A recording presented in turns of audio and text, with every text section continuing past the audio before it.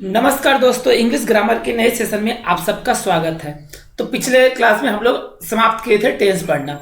आज एक English grammar का बहुत ही इंपॉर्टेंट चैप्टर स्टार्ट करने वाले हैं, वो है आपका प्रीपोजिशन।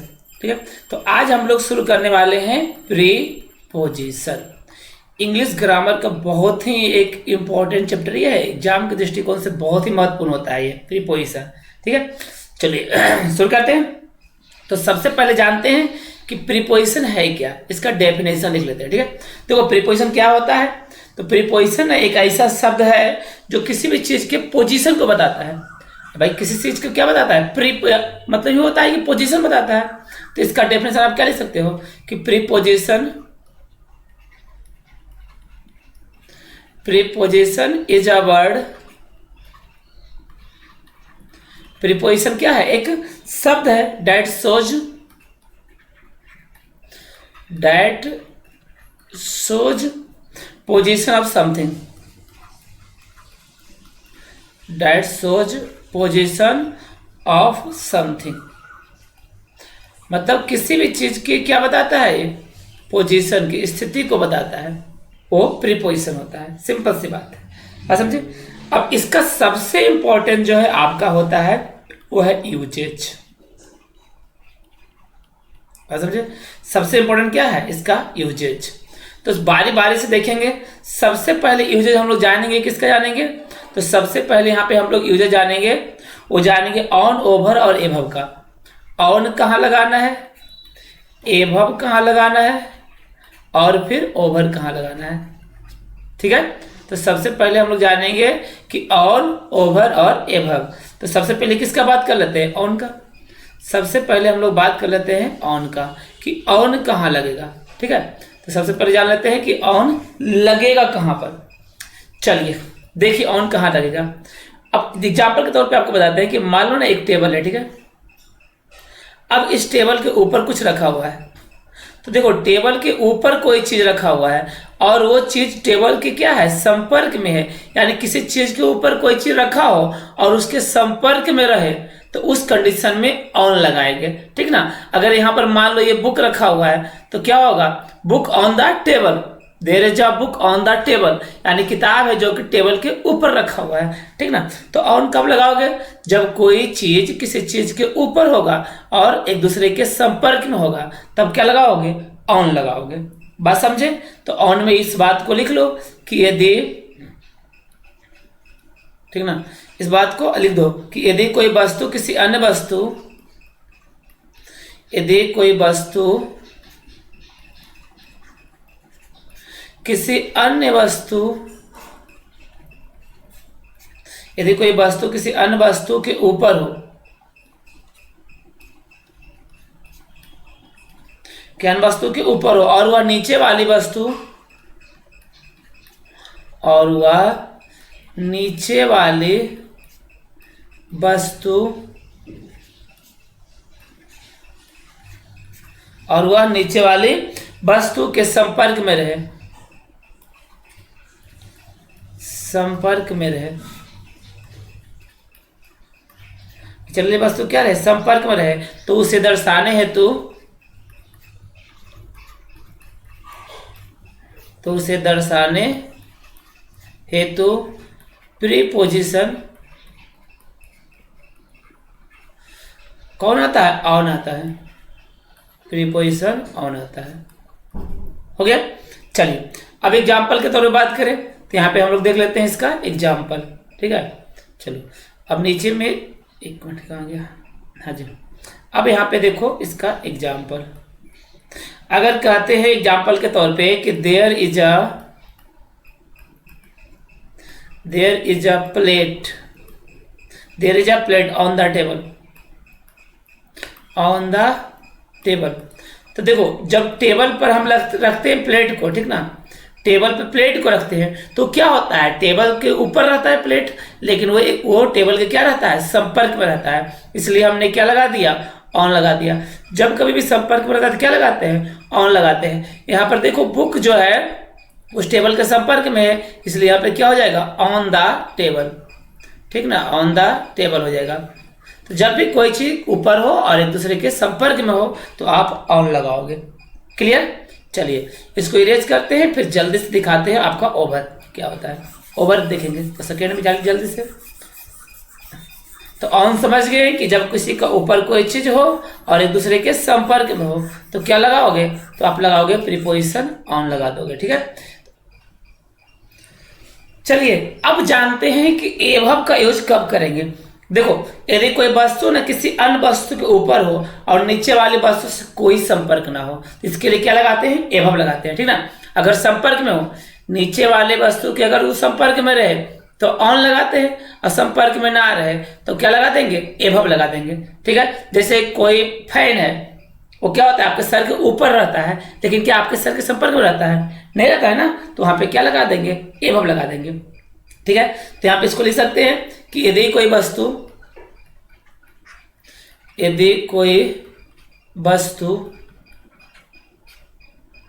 ठीक ना, यदि कोई वस्तु किसी अन्य वस्तु के ऊपर हो, किसी अन्य वस्तु के ऊपर हो,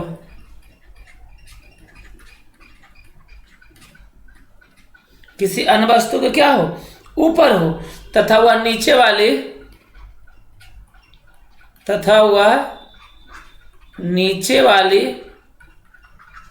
वस्तु के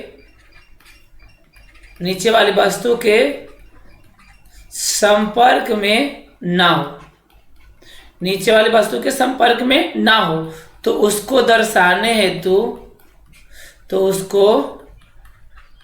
दर्शाने हेतु क्या आता है, एभव आता है, एभव आता है। ठीक है, जैसे एग्जाम्पल यहां पे देख लेते हैं पहले एग्जाम्पल। ठीक ना, अगर कहते हैं the fan moving above my head, above my head, तो सीधा सीधी बात देखो, इतना करने का मतलब सिर्फ बस यही हुआ कि कोई भी चीज अगर किसी के चीज के ऊपर हो, संपर्क में ना हो, एभव लगा दो। ठीक ना, ऊपर हो संपर्क में ना हो तो क्या लगा दो, एभव लगा दो।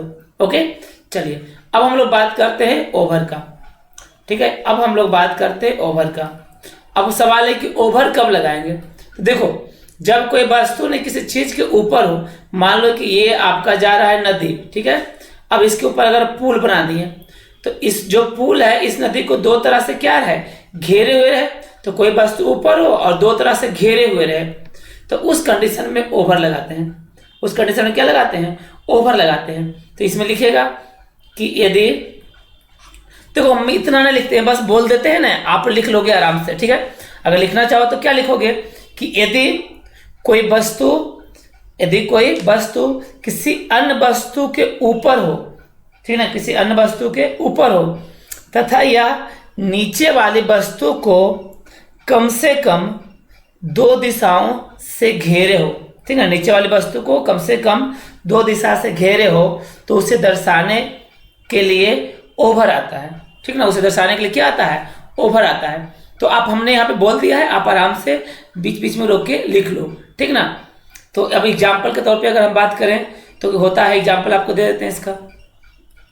ठीक है, तो एग्जाम्पल दे देते हैं, देयर इज अ ब्रिज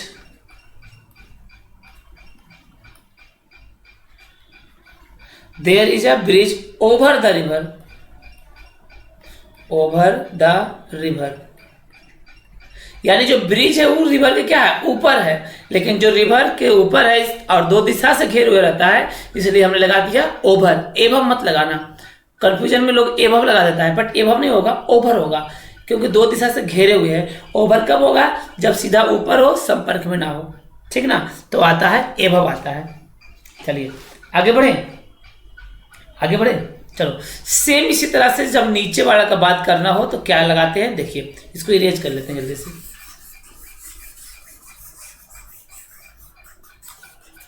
चलिए अब हम लोग नेक्स्ट हेडिंग दे देंगे, इसके लिए आपका है बीनीथ, अंडर और बिलो। बीनीथ, अंडर और बिलो। बीनीथ, अंडर और बिलो। ठीक है, तो सबसे पहले हम लोग बात कर लेते हैं विनीत का। विनीत का यूज कब करते हैं इसको पहले हम लोग देख लेते हैं। ठीक है, सुन लो। यदि कोई वस्तु हो किसी अन्य वस्तु के नीचे हो तथा वह ऊपर वाली वस्तु के संपर्क में रहे तो उसके लिए विनीत आता है। देखो सीधा सीधी बात आपको समझाते हैं, यहाँ पर फिगर से देख लो। टेबल था, टेबल के ऊपर बुक था, संपर्क में था बुक तो लगा दिए ऑन। टेबल है, नीचे में कोई चीज है और वो संपर्क में है उससे तो वहां पर लगेगा विनीत। सीधा बात है, विनीत। ठीक ना, ऊपर है संपर्क में है ऑन, नीचे है संपर्क में है विनीत लगाओगे। ठीक है, तो विनीत में आप लिखोगे कि यदि कोई वस्तु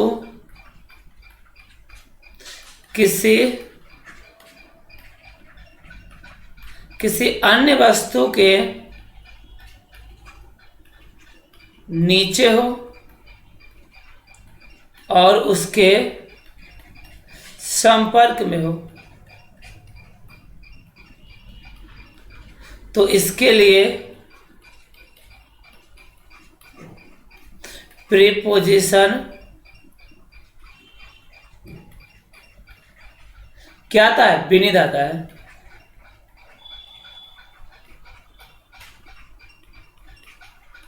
इसके लिए प्रीपोजिशन क्या आता है? विनीत आता है। बात समझे? जैसे अगर हम बोलते हैं देयर इज अ, यहां पे एग्जाम्पल से देख लेते हैं। ठीक है, there is a table cloth, there is a table cloth beneath the plate,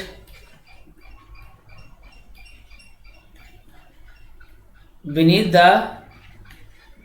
plate on the table, on the table.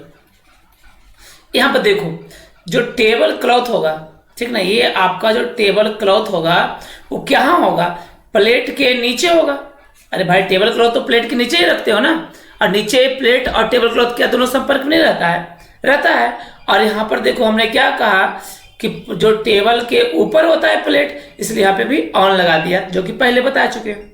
ठीक ना, तो जब कोई चीज नीचे हो और संपर्क में हो तो आप आंख बंद करके विनीत लगा देना, कोई दिक्कत वाली बात नहीं हो। फिर उसके बाद आता है सेकेंड नंबर में अंडर। ठीक ना, उसके बाद आपका आता है सेकेंड नंबर यहाँ पे अंडर। तो अगला यहाँ पे हेडिंग दे दोगे अंडर। ओके, एक सेकेंड यहाँ पे। हाँ जी, अब यहाँ पे हम लोग चलते हैं अंडर, समझते हैं कि अंडर का यूज कब करोगे। ठीक है, देखो यदि कोई वस्तु हो किसी अन्य वस्तु के नीचे हो तथा वो ऊपर वाली वस्तु से कम 2 दिशाओं से घिरी हो। ठीक है ना, जैसे कि ऊपर वाला क्या था? ओवर था। अरे भाई ऊपर में क्या था? ओवर था ना, तो ओवर के जस्ट उल्टा होता है अंडर। ऊपर था 2 दिशा से घिरा हुआ तो ओवर लगाते थे, और नीचे जब 2 दिशा से घिरा हुआ रहेगा तो उसे क्या लगा देंगे? अंडर लगा देंगे। ठीक है, तो यहाँ पे अंडर में लिखोगे यदि कोई वस्तु, ठीक है, अंडर में यहाँ पे कर देना यदि कोई वस्तु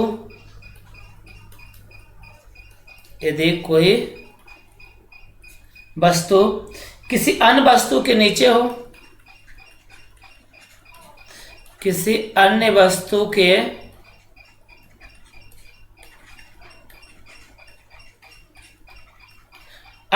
के नीचे हो तथा वह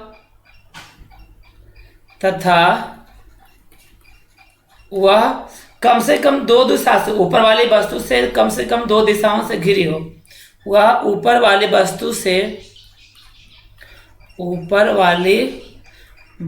से 2 दिशाओं से घिरे हो, 2 दिशाओं से घिरे हो, तो इसे दर्शाने के लिए क्या आता है? अंडर आता है। अंडर आता है। ठीक ना, इसे दर्शाने के लिए क्या आता है? अंडर आता है। यानी प्रीपोजिशन अंडर यूज करोगे। जैसे एग्जाम्पल के तौर पे देखा जाए, एग्जाम्पल देख लीजिए पहले। अंडर में कैसे दो दिशा में घिरा हुआ रहेगा, ठीक है ना, इसको इरेज कर दिए, ठीक है। चलो अब देखते हैं, जैसे अगर हम बोलते हैं द रिवर, ठीक ना, द रिवर इज फॉलोइंग,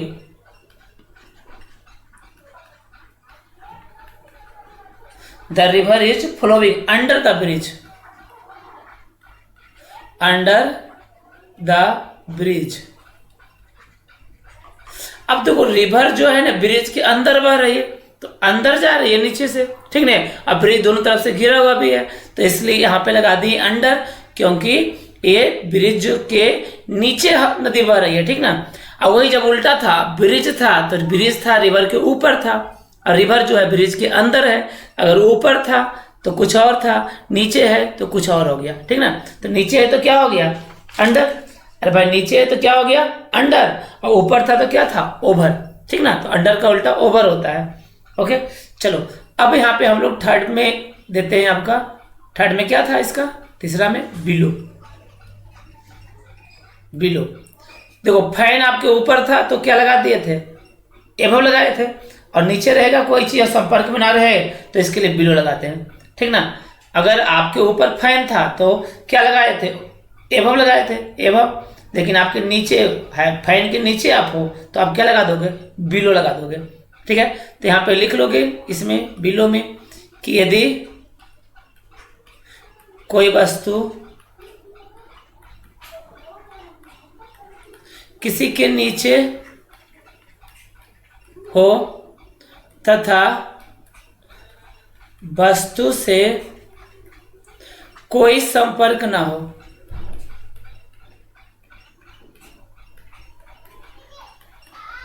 तो इसके लिए प्रीपोजिशन, इसके लिए प्रीपोजिशन बिलो आता है, इसके लिए प्रीपोजिशन बिलो आता है। हाँ एक बात और, ठीक ना, अगर आप चाहते हो ना कि हैंड राइटिंग नोट्स इसका चाहिए, आपको पूरा लिखा हुआ नोट्स चाहिए, ठीक ना, आप लिखना नहीं चाहते हो इतना सारा, तो आप ना नीचे ना कमेंट में करोगे, ठीक है, तो मैं आपको ये नोट्स आपको अवेलेबल करवा दूंगा। कमेंट में जरूर इस बात को लिखना, ठीक है। चलिए अब इसको हम इरेज करते हैं क्योंकि एग्जाम्पल भी देखेंगे, तो नीचे कमेंट में जरूर लिखेगा, ठीक ना। तो इसका जो पीडीएफ है वो आपको अवेलेबल करवा दूंगा, ठीक है। चलो अब यहाँ पे हम लोग एग्जाम्पल से समझते हैं चीजों को। देखो एग्जाम्पल देख लेते हैं किसका, बिलो का, ठीक ना। फैन ऊपर था तो क्या लगाए थे, एबव लगाए थे। यहाँ पे उल्टा कर देते हैं, I am sitting, I am sitting below the fan, below the fan, यानी मैं फैन के नीचे बैठा हूं। तो क्या नीचे बैठने पर अब फैन आपके संपर्क में रहता है, नहीं रहता है, एकदम से आप नीचे आ जाते हो, इसलिए आप क्या लगा देते हो, बिलो लगा देते हो, ठीक है। तो यहाँ पे हो गया बीनीथ, अंडर और बिलो, क्लियर हो गया। चलिए अब आगे बढ़े, अरे भाई आगे बढ़े, चलो अब नेक्स्ट चलते हैं, हम लोग प्रीपोजिशन को समझते हैं। अगला जो प्रीपोजिशन आप हेडिंग डालोगे जो हम लोग पढ़ने वाले हैं वो है राउंड और अराउंड, ठीक ना। एक है राउंड, एक अराउंड, ठीक है। तो अब हम लोग समझते हैं कि राउंड क्या है और अराउंड कब लगाएंगे। देखो सबसे पहले हम लोग जानेंगे यहां पर कि राउंड कब यूज करेंगे, राउंड कब लगाएंगे। देखो यदि कोई वस्तु हो किसी अन्य क्षेत्र अथवा दायरा का गति में चक्कर लगाता हो तो उसके लिए हम लोग राउंड लगाते हैं, ठीक ना। अगर मान लो यहाँ पर कोई वस्तु है और इसका गति में चारों तरफ क्या करता है, चक्कर लगाता है, तो उस कंडीशन में यहाँ पर कहलाएगा प्रीपोजिशन राउंड लगेगा, ठीक ना। उस कंडीशन में क्या लगेगा, राउंड लगेगा। तो यहाँ पे राउंड में आप जल्दी से लिख लो इस बात को, ठीक है। तो राउंड में यहाँ पे लिख लेते हैं जल्दी से बात को, क्या लिखोगे कि यदि कोई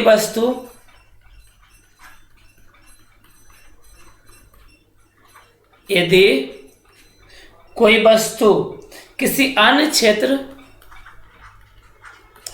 किसी अन्य क्षेत्र अथवा दायरा का, अन्य क्षेत्र अथवा दायरा का गति में चक्कर लगावे, गति में चक्कर लगावे, ठीक ना, गति में चक्कर लगाए तो उसे दर्शाने हेतु, दर्शाने हेतु क्या आता है, राउंड आता है, ठीक है। जैसे एग्जाम्पल यहां पे देख लो पहले, अगर हम बोलते हैं द अर्थ मूव्स, अब यहां पे अराउंड नहीं बोलेंगे, राउंड, ठीक ना, कंफ्यूजन लोग अराउंड बोल देता है, राउंड द सन। तो सूर्य के चारों ओर जो पृथ्वी क्या करती है, चक्कर लगाती है, यानी घूमती है, ठीक ना। तो गति से अगर कोई चीज चक्कर लगा रही है तो उस कंडीशन में क्या लगाइएगा, राउंड लगाइएगा, ठीक है। अब हम लोग अगला हेडिंग दे देंगे अराउंड। अब सवाल है अराउंड कब लगाएंगे। देखो, यदि कोई वस्तु किसी अन्य क्षेत्र अथवा दायरा के चारों ओर स्थित हो, चारों ओर मौजूद हो, किसी वस्तु के चारों ओर क्या हो, मौजूद हो, तो लगाते हैं अराउंड, ठीक है। चारों ओर मौजूद है तो क्या लगाते हैं, अराउंड लगाते हैं, ठीक है। तो यहां पे कह सकते हैं कि यदि कोई वस्तु,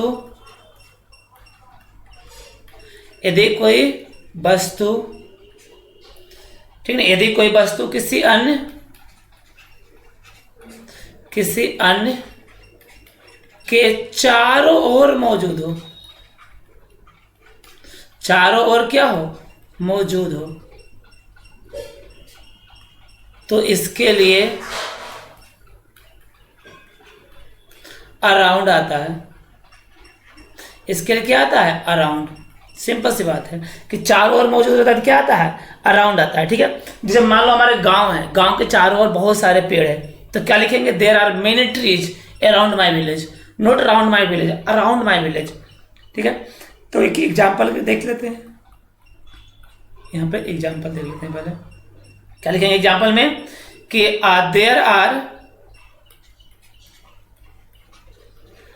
देयर आर मेनी ट्रीज,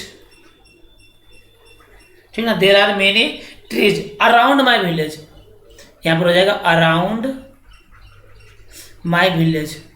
अब अराउंड क्यों लगाएं, क्योंकि हमारे गांव के चारों ओर क्या मौजूद है, पेड़ मौजूद है। अब कोई भी चीज, कोई वस्तु किसी अन्य के चारों ओर अगर मौजूद होता है तो हम लोग प्रीपोजिशन क्या यूज करते हैं, अराउंड करते हैं, ठीक है। तो यहाँ पे हो गया राउंड और अराउंड समाप्त हो गया, ओके। अब हम लोग अगला प्रीपोजिशन स्टार्ट करने वाले हैं। अगला देखो, प्रीपोजिशन में ना आपको ना रिवीजन जरूरी है और प्रैक्टिस सबसे इंपॉर्टेंट है। जितना ज्यादा क्वेश्चन बनाओगे उतना सीखोगे, ठीक है। अगला हम लोग करने वाले हैं एक और इम्पॉर्टेंट प्रीपोजिशन जो कि है इन और इनटू। अगला हम लोग जानेंगे इन और इनटू के बारे में। इन कब लगाएंगे और इनटू कब लगाएंगे, इसको हम लोग सबसे पहले जानने की कोशिश करेंगे, ठीक है। तो बात करते हैं इन में, ठीक है।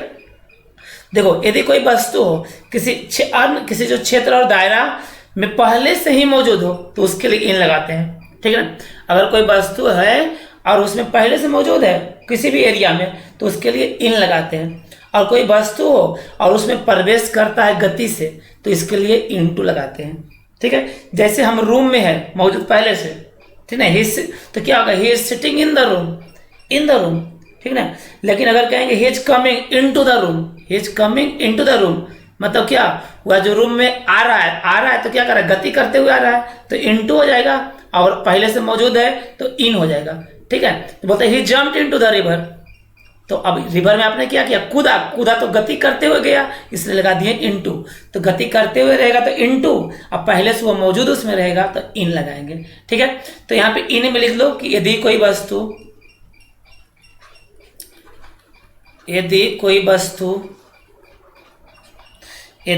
वस्तु किसी क्षेत्र अथवा दायरा में,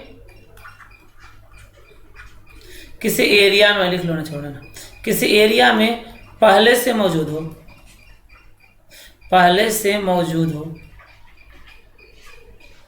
पहले से मौजूद हो तो इसके लिए प्रीपोजिशन क्या आता है, इन का प्रयोग होता है।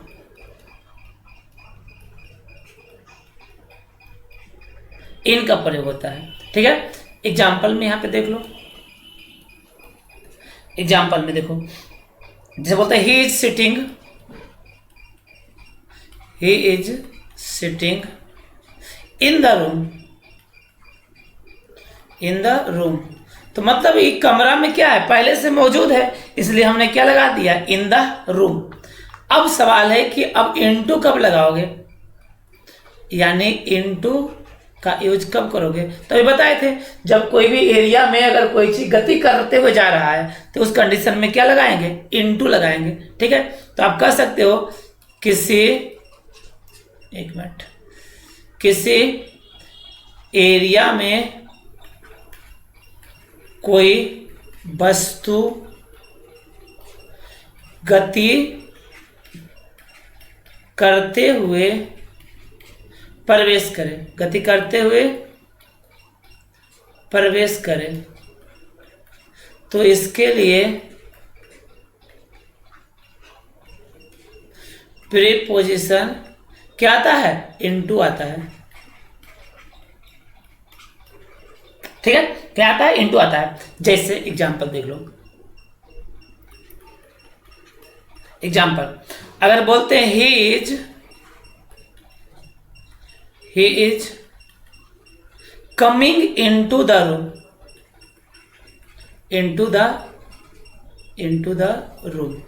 अब देखो दोनों में अंतर क्या है, he is sitting in the room, sitting यानी रूम में तो है, तो बैठा है, तो पहले से बैठा हो, पहले से गया होगा, पहुंच होगा उसमें, तब ना बैठा है, तो इसलिए यहाँ पे इन लगा दिए।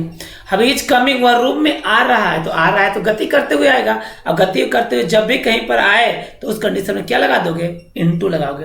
जैसे अगर एक और देते तो क्या लगाओगे, he jumped into the river, into the river, ठीक है। तो वह नदी में क्या किया, जंप किया, तो भैया जंप किया तो यहाँ पे गति करते हुए जंप करेगा ना, इसलिए हमने लगा दिया इनटू, ठीक ना। इसे हमने क्या लगा दिया, इनटू। तो यहाँ पे हो गया इन, इनटू, दोनों समाप्त हो गया। चलो अब आगे चले, आगे चले, चलो आगे नेक्स्ट प्रीपोजिशन को देखते हैं हम लोग। चलो नेक्स्ट प्रीपोजिशन देखते हैं जल्दी से। ओके चलो हो गया, थैंक यू।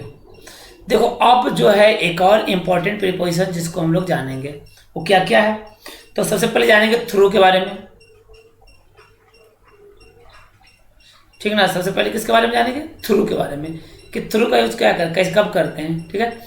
देखो यदि कोई वस्तु किसी क्षेत्र से के अंदर अंदर एक तरफ दूसरी तरफ चला जाता है, अगर कोई वस्तु है किसी भी एरिया से कहीं से भी अंदर ही अंदर एक तरफ से दूसरी तरफ चल जाए, तो उसके लिए यूज करते हैं थ्रू, ठीक है। उसके लिए क्या यूज करते हैं, थ्रू यूज करते हैं। तो यहाँ पे लिख सकते हो कि यदि कोई वस्तु, यदि कोई वस्तु किसी अन्य क्षेत्र,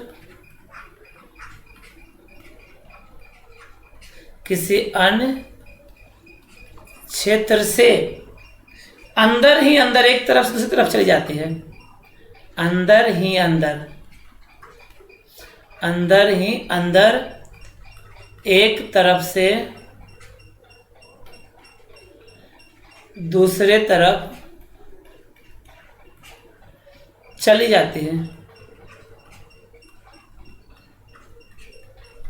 एक तरफ से दूसरी तरफ क्या होती है, चली जाती है। तो इसको दर्शाने के लिए क्या लाते हैं, प्रीपोजिशन थ्रू का प्रयोग करते हैं। जैसे एग्जाम्पल देख लो, एग्जाम्पल, ठीक है। इसके बाद आप लिख लेना कि इसको दर्शाने के लिए प्रीपोजिशन थ्रू का प्रयोग करते हैं। जैसे बोलते हैं electricity, electricity blows through the wire, through the wire.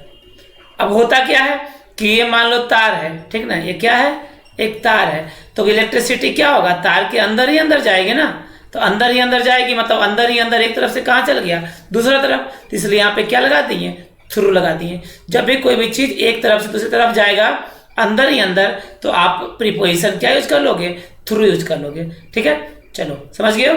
अगला चले जल्दी से। अगला हम लोग जानते हैं ओवर। अंदर ही अंदर चल जाएगा तो फिर लगा देंगे थ्रू। तो भाई ओवर कब लगाएंगे, ठीक है ना, तो ओवर कब लगाएंगे, तो यदि कोई वस्तु किसी अन्य के ऊपर ही ऊपर एक तरफ दूसरी तरफ चल जाए, ऊपर ही ऊपर चल जाए एक तरफ दूसरी तरफ, तो ओवर लगा दीजिए। अंदर अंदर जाएगा तो लगाएगा थ्रू, और ऊपर ऊपर जाएगा तो लगाइएगा ओवर। ठीक ना, तो आप कह सकते हैं कि यदि कोई वस्तु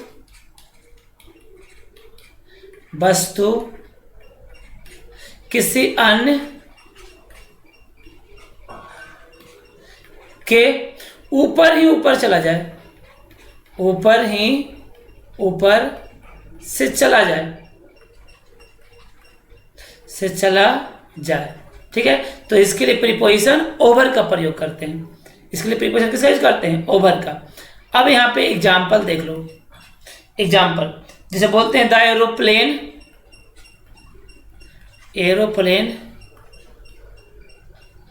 aeroplane flu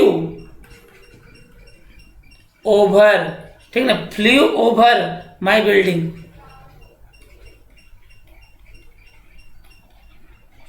flu over my building, ठीक ना, तो एरोप्लेन जो है वो हमारे बिल्डिंग के क्या है, ऊपर ही ऊपर निकल गया, तो ऊपर ही ऊपर निकल गया तो इसलिए हम क्या लगा देंगे, ओवर लगा दिए।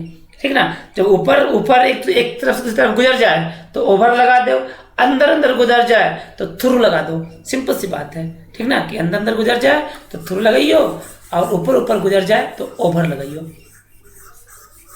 अब हम लोग अगला बात करते हैं इसी तरह का जो है, तो इसी तरह का और एक है जिसको बोलते हैं एक्रॉस। अब सवाल है कि एक्रॉस कब लगाओगे,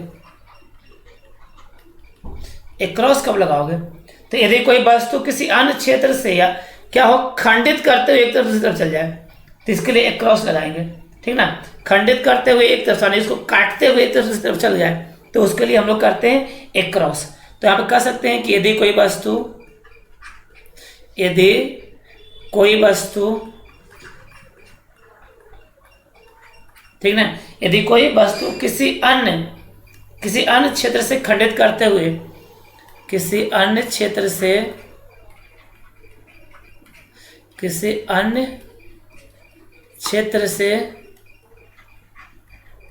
खंडित करते हुए एक तरफ से दूसरे तरफ जाती है, तो इसके लिए प्रीपोजिशन एक्रॉस का प्रयोग करते हैं। ठीक है, तो लिखना है इसके बाद कि इसके लिए प्रीपोजिशन एक्रॉस का प्रयोग करते हैं। ठीक है, जैसे he went across the road, across the road, तो आपने क्या किया, रोड को पार किया। अरे भाई आपने रोड के पार उस पार गया, तो उस पार क्या खंडित करते हुए गाड़ी लगातार आती है, उसके काटते हुए बीच से क्या होते हैं, जाते हैं, तो उसको क्या बोलते हो, वहां पर क्या लगा देंगे, अक्रॉस द रोड, क्योंकि बीच में खंडित करते हुए आप जाते हैं। ठीक है, चलिए अब इसी के जैसा ना एक और प्रीपोजिशन है जिसको बोलते हैं पास्ट, जिसको क्या बोलते हैं, पास्ट। अब इसको जान लो कि पास्ट का यूज कब करेंगे। तो देखो यदि कोई वस्तु हो और किसी अन्य क्षेत्र से के सामने से एक तरफ दूसरी तरफ जाता हो, सामने से एक तरफ से दूसरी तरफ क्या होती है, जाती हो, तो उस कंडीशन में आप पास्ट लगाओगे। ठीक ना, चलो यानी कि सामने से गुजरती हो ना एक तरफ से दूसरी तरफ, तो उसके लिए पास्ट लगाओगे। एग्जाम्पल से ज़्यादा ही समझ में आएगा, तो इसको पहले लिख लेते हैं, फिर इसको एग्जाम्पल से आपको और समझाने की कोशिश करते हैं। ठीक है, तो यहाँ पे लिखते हैं यदि कोई वस्तु, ठीक ना, यदि कोई वस्तु किसी अन्य वस्तु के सामने से, किसी अन्य के सामने से एक तरफ से दूसरे तरफ जाती है, तरफ से दूसरे तरफ जाती है, तरफ जाती है। तो इसके लिए प्रीपोजिशन पास्ट का प्रयोग करते हैं। तो इसके लिए प्रीपोजिशन किसका प्रयोग करते हैं? पास्ट का। अब एग्जाम्पल के तौर पे देखो, अब इससे समझ में अच्छी आएगी। द एक्सीडेंट टुक प्लेस, ठीक है, took place when my car was going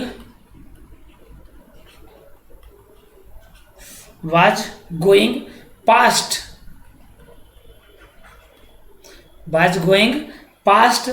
science college.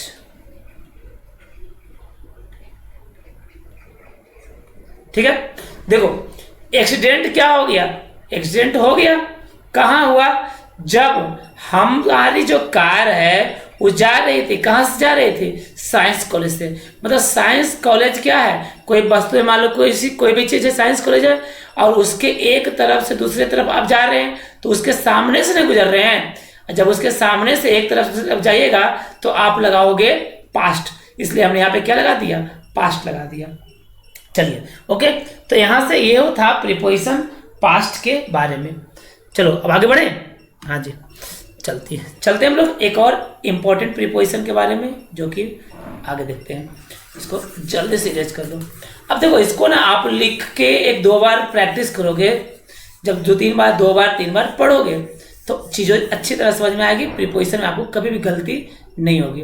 ठीक है, चलो अब हम लोग बात करते हैं एक और इम्पोर्टेंट प्रीपोजिशन जिसको बोलते हैं आफ्टर। प्रीपोजिशन के रूप में आफ्टर का यूज कब करेंगे वो जानते हैं। ठीक है, देखो किसी आगे आगे बढ़ रही गति के पीछे पीछे अगर लगी गति को दर्शाना है, कोई आगे आगे जा रहा है और उसके पीछे पीछे आप कोई गति कर रहे हैं और उसको दर्शाना है, तो इसके लिए आता है आफ्टर। उसके लिए क्या आता है? आफ्टर आता है। तो यहाँ पे आप लिख सकते हैं, क्या लिख सकते हैं कि किसी आगे आगे बढ़ रही किसी आगे आगे बढ़ रहे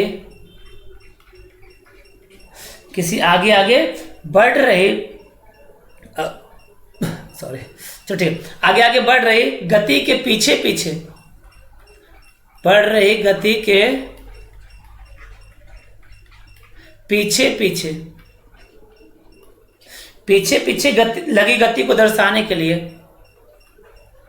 पीछे पीछे लगी गति को दर्शाने के लिए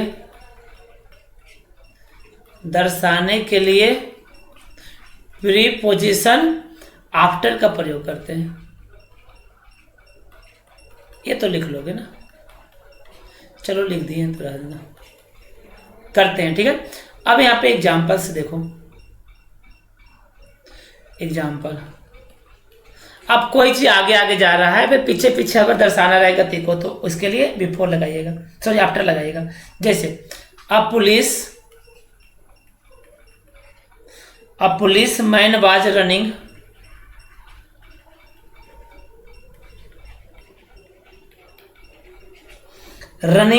आफ्टर द thief,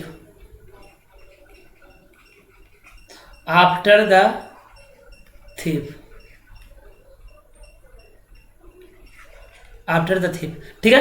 तो आने की पुलिस मैन जो है क्या है? चोर के पीछे पीछे जा रही है। तो यहाँ पे कौन सी गति को दिखा रहे हो? पीछे पीछे वाली, क्योंकि चोर आगे आगे जाएगा, पुलिस पीछे पीछे जाएगी, इसलिए हमने यहाँ पे लगा दिया प्रीपोजिशन आफ्टर। ठीक ना, प्रीपोजिशन आफ्टर लगा दिया क्योंकि पीछे वाली गति को क्या करना था? आपको दिखाना था। ठीक है, चलिए अगला हम लोग बात कर लेते हैं। नेक्स्ट जो है वो आपका है प्रीपोजिशन, यहाँ पे हेडिंग दे दो अलोंग। अलोंग कब लगाओगे? ठीक ना, आफ्टर तो जान गए हो कब लगाओगे, अलोंग कब लगाओगे? देखो यदि कोई वस्तु हो और किसी अन्य वस्तु के किनारे किनारे कतार में अगर जाती गति करती हो, किनारे किनारे कतार में अगर गति कर रही है, जा रही हो, तो उसके लिए लगाते हैं अलोंग। ठीक है, तो इसमें लिख लोगे आप, इसमें लिख लोगे यदि कोई वस्तु, ठीक ना, यदि कोई वस्तु किसी अन्य वस्तु के किनारे किनारे, किसी अन्य वस्तु के, ठीक ना, अन्य वस्तु के किनारे किनारे, किनारे किनारे, अन्य वस्तु के किनारे किनारे क्या हो, अवस्थित हो, यानी मौजूद हो, किनारे किनारे मौजूद हो। तो इसके लिए प्रीपोजिशन अलोंग आता है। जैसे एग्जाम्पल देखो, जैसे बोलते हैं Bieber, Bieber standing, Bieber standing along the road, along the road, ठीक ना, along the road to watch the car race, to watch the car race, car race. अब देखो बीबर स्टैंडिंग, हम लोग खड़ा है, कहाँ खड़ा है, तो रोड के किनारे किनारे खड़ा है। अगर किनारे किनारे मौजूद है तो क्या प्रीपोजिशन लगाओगे, अलोंग लगा दोगे, ठीक ना। प्रीपोजिशन क्या लगाओगे, अलोंग लगाओगे। तो अभी जस्ट बताए थे कि किनारे किनारे रहेगा तो प्रीपोजिशन क्या लगाओगे, अलोंग लगाओगे, ठीक ना। यहाँ पे हमने प्रीपोजिशन क्या लगा दिया, अलोंग, क्योंकि हमने रोड के किनारे खड़ा कार के रेस को देखने के लिए, और रोड पे थोड़ी खड़ा रहेंगे, तो रेस अगर हो रहा है रोड पे खड़ा रहोगे तो आप भी साथ में चले जाओगे, तो किनारे में रख के देखोगे ना, इसलिए आप लगा दिए हो अलोंग, ठीक है। तो हमें यहीं तक आज रहने देते हैं। अब अगली बार जो नेक्स्ट वीडियो होगा उसमें और जो इंपॉर्टेंट प्रीपोजिशन है उसको लेकर आगे बढ़ेंगे, ठीक ना। इसका वीडियो थोड़ा सा लंबा जाएगा, सीरीज इसका करीब लगभग 5, 6, 7 सीरीज, 7 या 8 सीरीज में प्रीपोजिशन समाप्त होगा, ठीक है। चलिए तो मिलते हैं हम लोग नेक्स्ट वीडियो में, तब तक के लिए goodbye, thank you, thanks for watching. हाँ, और हाँ, लास्ट में ना सब्सक्राइब करके जाइएगा, ठीक है। चलिए, थैंक यू।